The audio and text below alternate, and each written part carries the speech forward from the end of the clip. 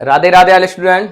आज बेटा बहुत समय बाद यूट्यूब पर दोबारा आपके लिए क्लासेस उपलब्ध कराने का मौका मिला है, क्योंकि आपको मालूम है 10th और 12th दोनों को ही बोर्ड एग्जाम चल रहे थे और बोर्ड एग्जाम के कारण हम आपको वो क्लासेस उपलब्ध नहीं करा पाए, क्योंकि ऑफलाइन क्लासेस में बेटा इतना समय लग जाता है, लगभग 5-5, 6-6 घंटे वहां क्लासेस चल रही थी, इसलिए हम आपको उतना समय नहीं दे पाए।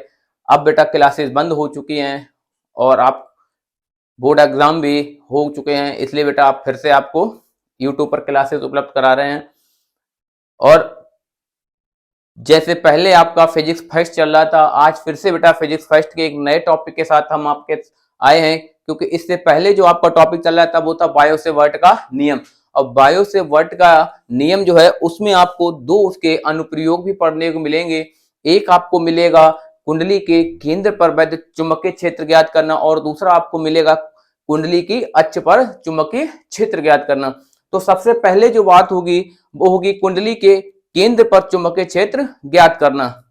क्योंकि आपने जब बायो से वर्ट का नियम ये पढ़ा होगा, ये क्या होता था, आपका एक एक्स वाई चालक तार था।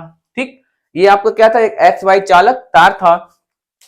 लेकिन यहां पर अब जो इसमें डिफरेंस है वो क्या है कि यही जो चालक था, जब आप कुंडली के अक्ष पर जब आप कुंडली के केंद्र पर चुंबकीय क्षेत्र ज्ञात करते हैं तो वहां पर क्या होता है, इसी चालक तार को, इस एक्स वाई चालक तार को हम क्या करते हैं, घुमाकर एक कुंडली के रूप में बना देते हैं।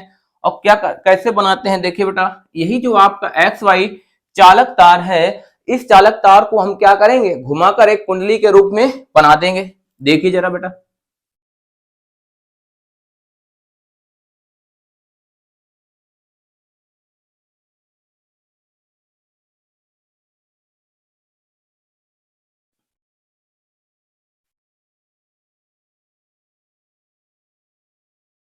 ठीक है।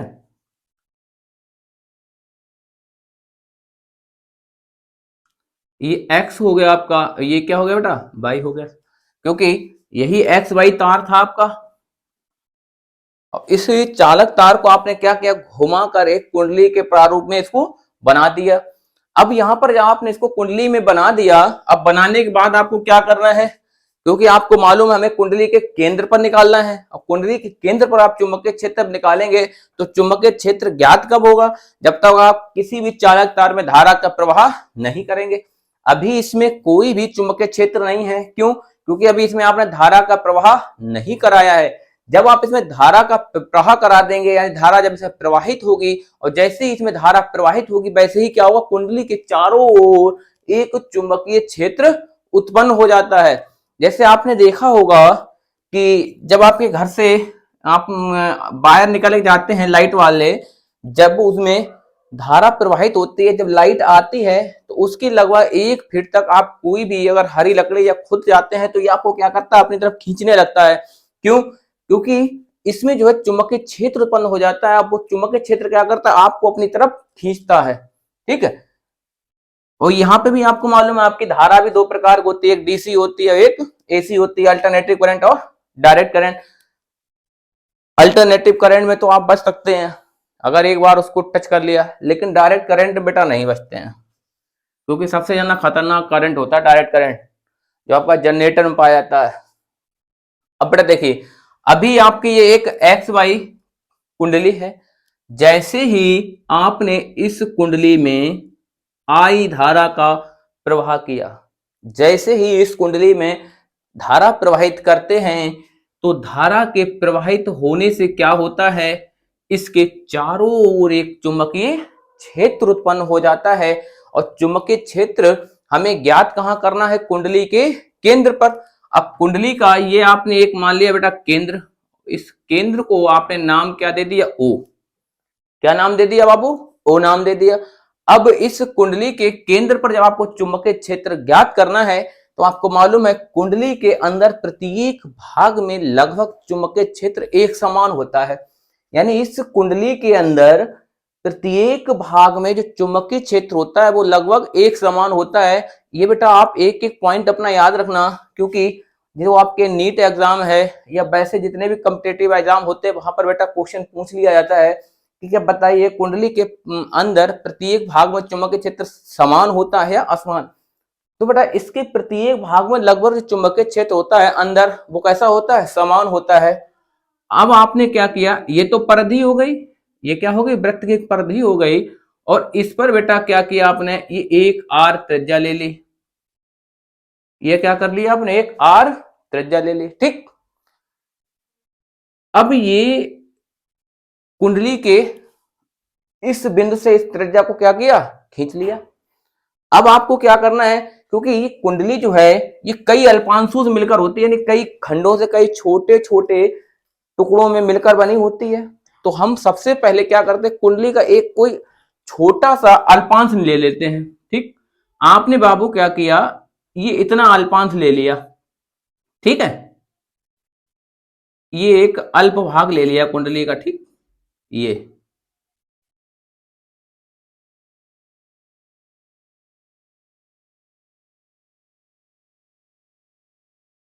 सबसे पहले आपको इस अल्पांश पे चुंबकीय क्षेत्र ज्ञात करना होगा, ठीक। क्या करना आपको, सबसे पहले इस अल्पांश पे आपको चुंबकीय क्षेत्र ज्ञात करना है, क्योंकि किसी भी वृत्त की परिधि पर जब आप कोई भी त्रिज्या लेते हैं तो वो परिधि के साथ 90 अंश का कोण बनाता है। मतलब आप चाहे त्रिज्या यहां लीजिए, चाहे यहां लीजिए, यहां लीजिए, यहां लीजिए, यानी आप कुंडली के किसी भी भाग पर, कुंडली की जो परिधि है, इस परिधि के किसी भी भाग पर आप कोई भी त्रिज्या लेते हैं तो प्रत्येक भाग पर त्रिज्या जो है परिधि के साथ 90 अंश का कोण बनाता है। यानी कि, या आप ऐसे भी बोल सकते हैं, जब आप अभी अक्ष वाला पढ़ेंगे तो किसी भी त्रिज्या, किसी भी परिधि पर कोई भी जब त्रिज्या ली जाती है, यानी कि परिधि पर जब कोई भी त्रिज्या ली जाती है, उस पर जब भी कोई आप स्पर्श रेखा खींचते हैं तो वो हमेशा परिधि के साथ 90 अंश का कोण बनाती है। अब बेटा आपने ये जो बिंदु लिया है और यहां से आपने क्या किया,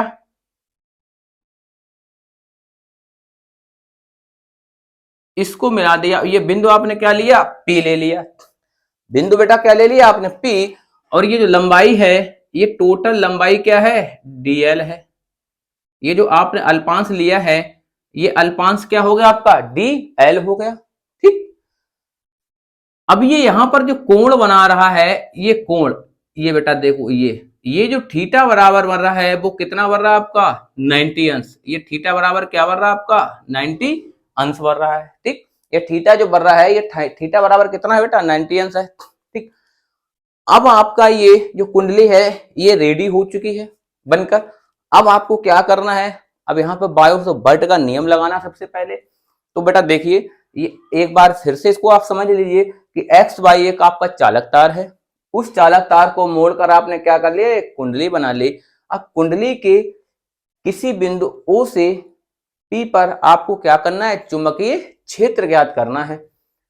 ये मध्य बिंदु है या केंद्र है कुंडली का, और इस केंद्र पर आपको चुंबकीय क्षेत्र ज्ञात करना है। अब आपको क्या करना है, देखिए बेटा, आपने एक त्रिज्या ले ली आर, ठीक, और एक बिंदु क्या ले लिया, पी ले लिया। अब आपको मालूम है कि जैसे ही आपने धारा प्रवाहित की, कुंडली में चारों ओर क्या होता है, चुंबकीय क्षेत्र उत्पन्न हो जाता है, और कुंडली के चारों चुंबकीय क्षेत्र उत्पन्न हो जाता है। किसी एक बिंदु पर हम चुंबकीय क्षेत्र ज्ञात कर लेते हैं, क्योंकि कुंडली के अंदर प्रत्येक भाग पर चुंबकीय क्षेत्र लगभग समान होता है। तो जैसे ही आप त्रिज्या लेते हैं, त्रिज्या परिधि के साथ क्या करती है, 90 अंश का कोण बनाती है। और हम क्या करते हैं, सबसे पहले अल्पांश लेते हैं। और याद रखना बेटा, क्योंकि अभी आपको क्या करना है, ये अल्पांश सिर्फ इतना लेना है, ठीक है। क्यों, क्योंकि कुंडली आपको मालूम है कई अल्पांशों से मिलकर बनी होती है, इतना, फिर ये, यानी पहले आप अल्पांश पे चुंबकीय क्षेत्र निकालेंगे और उसके बाद आप क्या करेंगे, संपूर्ण भाग पर आप निकालेंगे, ठीक है। तो सबसे पहले हम क्या करते हैं, बायो से वर्ट का नियम लगाते हैं। देखिए बेटा, अब बायो से बट का बेटा नियम आपका क्या होता है, dv equal to mu naught upon 4 pi I D L sine theta upon R square. ये क्या होता है आपका बायो से बट का नियम होता है, dv equal to mu naught upon 4 pi I D L sine theta upon R square. लेकिन आपको बेटा यहां पर दिख रहा होगा कि थीटा बराबर बाबू क्या है आपका, 90 अंश है। अब थीटा बराबर क्या है आपका 90 अंश। अब थीटा बराबर जब आपका 90 अंश है तो यहां पर आप क्या करेंगे, थीटा का मान रख देंगे, थीटा की जगह क्या रखेंगे 90, और साइन 90 का मान होता है 1। साइन 90 का मान क्या होता है 1 होता है। तो बेटा रखिए इसको, mu naught upon 4 pi I D L sign 90 अंश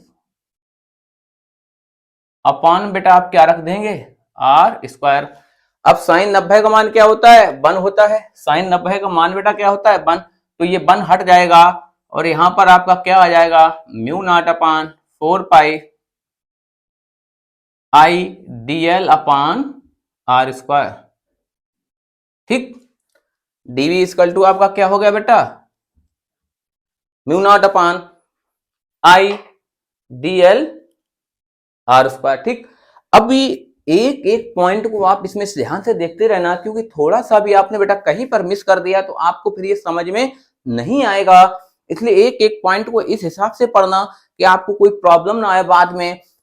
हमारा हमेशा ही यही उद्देश्य रहता है कि हम आपको एक एक पॉइंट अच्छे से समझाएं, क्योंकि फिजिक्स वैसे भी एक ऐसा सब्जेक्ट होता है जो जल्दी समझ में नहीं आता है, और एक बार बेटा अगर ये समझ में आ गया तो इससे ज्यादा इजी फिर कोई भी सब्जेक्ट नहीं रहता है। तो बेटा इसको देखते रहिए, क्योंकि हम चाहते हैं जैसे इस बार ऑफलाइन क्लासेस में लगभग 90% पेपर पढ़ा हुआ आया बच्चों का, वैसे ही आप लोगों के साथ भी हो बेटा। आप इसको अच्छे से पढ़िए, क्योंकि अनुभव ये बोल देता है कि बोर्ड एग्जाम में कहां से पूछा जाएगा। तो बेटा अब देखिए इसको, अब आपने निकाल लिया। अब आपको क्या करना है, कुंडली के अल्पांश से निकालना है। कहां से निकालना है अल्पांश। अब बेटा इतना हो गया। अब देखिए इसके बाद अब क्या करना आपको कि ये अल्पांश निकल आया। अब जब ये अल्पांश निकल आया तो अब आपको क्या करना है कि ये कुंडली कई अल्पांशों से मिलकर बनी है। कुंडली क्या बनी है, कई अल्पांशों से मिलकर बनी है, छोटे छोटे छोटे कई खंडों से मिलकर ये बनी है।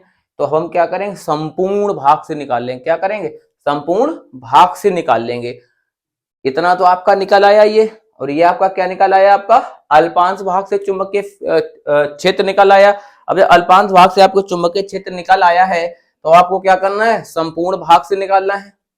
तो आप चाहे तो ऐसे लिख सकते हैं कि कुंडली प्रति कई अल्पांशों से मिलकर बनी हुई है, तब चुंबकीय क्षेत्र आप डायरेक्ट निकाल सकते हैं इसको संपूर्ण भाग से चुंबकीय। ठीक है, लिख दीजिए आप इसको, कुंडली के संपूर्ण भाग से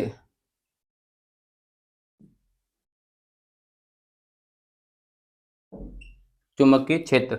अब संपूर्ण भाग के लिए आपको मालूम आपको क्या करना है, इसका इंटीग्रेशन बी इंटीग्रेशन डीबी, यानी कि समाकलन। समाकलन का मतलब सम आकलन, यानी प्रत्येक भाग का समान आकलन। तो b इजकल टोटल, तो b है लेकिन ये b कितने कई भागों में बटा हुआ डीबी डीबी। टोटल तो चुंबकीय क्षेत्र b है लेकिन b डीबी डीबी डीबी कई भागों में बटा हुआ है। तो सभी भागों का हम क्या करें एक साथ लिख लेंगे। और आपने ये समीकरण 1 डाल दिया। अब आपको मालूम है कि ये जो समीकरण 1 है ये काहे का मान है डीबी का। इस डीबी का मान ये वाला पूरा आप उठाकर कहां ले आएंगे, यहां पर ले आइए। बेटा क्या मान है mu naught upon 4 pi I D L upon R square.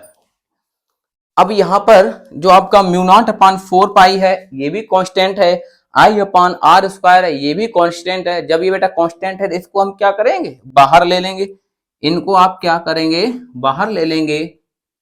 Mu naught upon 4 pi I upon R square, इसको क्या कर लिया बाहर ले लिया। और अंदर आपका क्या रहता है डी एल। ठीक, अंदर क्या रह गया आपका डी एल। और डी एल का मतलब आपका क्या है कि जो डी एल है यानी कि संपूर्ण लंबाई अब ये तो अल्प लंबाई है, ये क्या है अल्प लंबाई। अब आपको क्या करना है, परिधि की टोटल लंबाई लेनी है।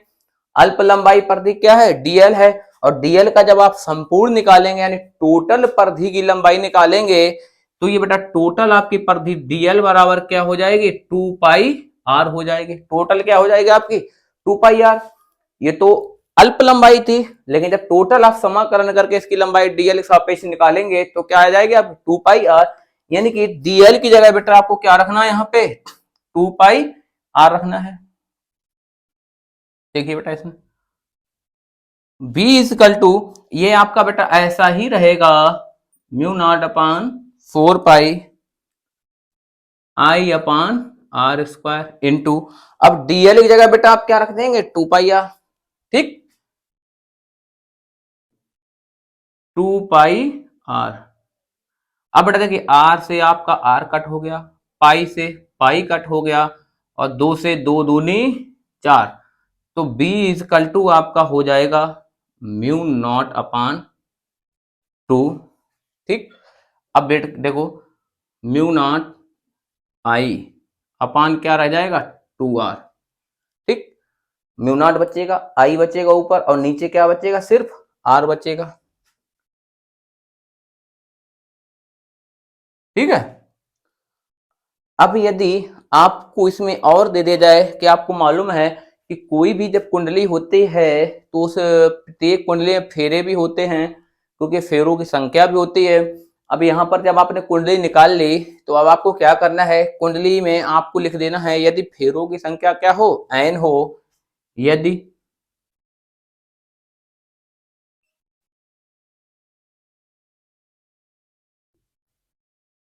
फेरों की संख्या कैपिटल N हो।